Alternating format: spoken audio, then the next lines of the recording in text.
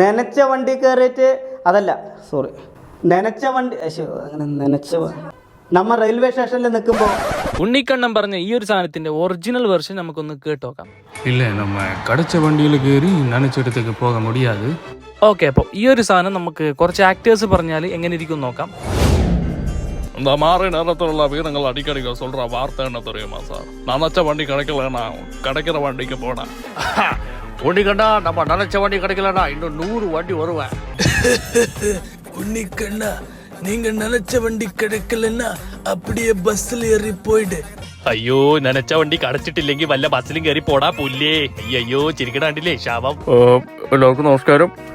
നമ്മൾ നനച്ച വണ്ടി കയറാൻ പറ്റിയില്ലെങ്കിൽ നമ്മൾ കിട്ടുന്ന വണ്ടി കൊണ്ട് പോവുക എന്നുള്ളതാണ് നമ്മൾ. ആയാലും നമസ്കാരം ദുഃഖ സൽമാൻ. ഞാൻ ആക്ച്വലി പറയുകയാണെങ്കിൽ நம்ம நினைச்ச வண்டி கிடைக்கலன்னா என்கிட்ட BMW பைக் இருக்கு. மை டியர் ஃப்ரெண்ட்ஸ், நம்ம நினைச்ச வண்டி கிடைச்சிட்டிല്ലെങ്കിൽ